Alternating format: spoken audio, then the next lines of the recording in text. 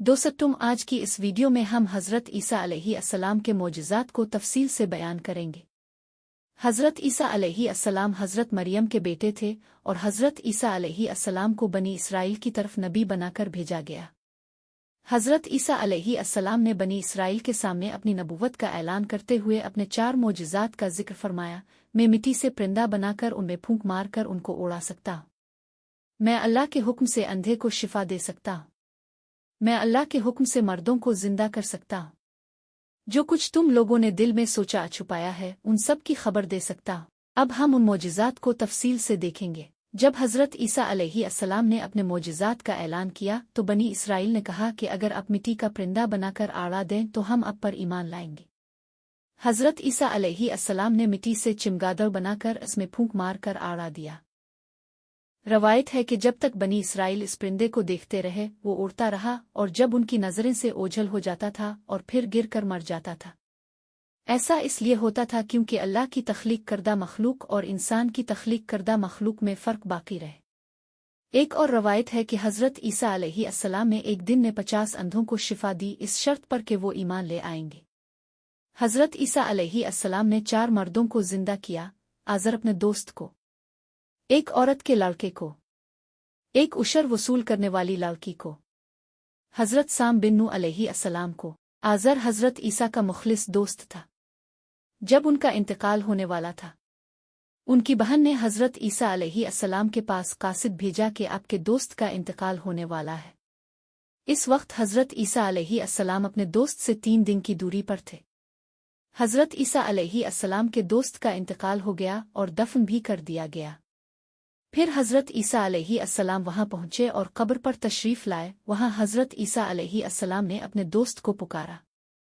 हज़रत ईसा अलैहिस्सलाम ने एक औरत के बेटे को जिंदा किया। जब वो लड़का मर गया तो लोग इसका जनाजा अलिफाटे कर दफन करने के लिए ले जा रहे थे कि हज़रत ईसा अलैहिस्सलाम का वहां से गुजर हुआ। हज़रत ईसा अलैहिस्सलाम की दुआ से वो लड़का जिंदा होकर जनाजे से अलिफाटे बैठा, कपड़े पहने और अपने जनाजे की चारपाई लेकर अपने घर चला गया और बहुत अरसा तक जिंदा रहा। इसके बाद एक लड़की मर गई।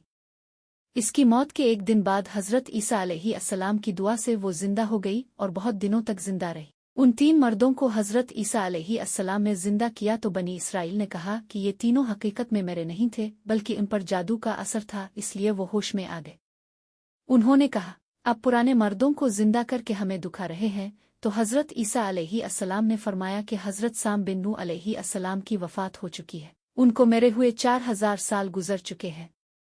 अब लोग मुझे उनकी कब्र तक ले चली, मैं अल्लाह के हुक्म से उन्हें जिंदा कर दूंगा। हज़रत ईसा अलैहिस्सलाम उनकी कब्र के पास गए और इस्म आज़म पढ़ा। इसी वक्त हज़रत साम बिन नूह अलैहिस्सलाम कब्र से जिंदा होकर बाहर निकल आए और पूछा, क्या क़यामत कायम हो चुकी है? फिर वो हज़रत ईसा अलैहिस्सलाम पर ईमान ले आए और थोड़ी देर बाद उनका इंतकाल हो गया। हज़रत ईसा अलैहिस्सलाम के बारे में एक हदीस शरीफ में जिक्र है कि वो बनी इसराइल के बच्चों को उनके वालिदैन की बातों और छपाई गई चीज़ों का बता दिया करते थे। बच्चे अपने वालिदैन को वो सब कुछ बता दिया करते थे जो हज़रत ईसा अलैहिस्सलाम ने उन्हें सिखाया होता था। जब वालिदैन ने अपने बच्चों से पूछा कि तुम्हें ये सब बातें कहाँ से मालूम हो जाती हैं, तो बच्चों ने बताया कि हज़रत ईसा अलैहिस्सलाम हमें उन बातों के बारे में बता देते हैं। ये सुनकर वालिदैन ने अपने बच्चों को हज़रत ईसा अलैहिस्सलाम के मदरसे जाने से रोक दिया और कहा कि हज़रत ईसा जादूगर है।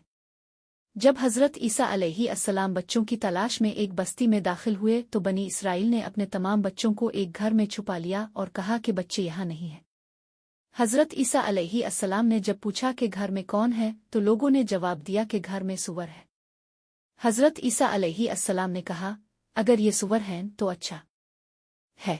जब लोगों ने दरवाज़ा खोला तो घर में सूअर निकले। ये देखकर लोग हैरान हो गए। इस वाक़या का इसराइल में चर्चा हो गया और फिर उन्होंने हज़रत ईसा अलैहिस्सलाम को कत्ल करने का इरादा किया। ये देखकर हज़रत ईसा अलैहिस्सलाम की वालिदा हज़रत मरियम अलैहिस्सलाम ने उन्हें साथ लेकर हिजरत कर जाने का फ़ैसला किया ताकि हज़रत ईसा अलैहिस्सलाम शरीरों के शर से महफूज रहे।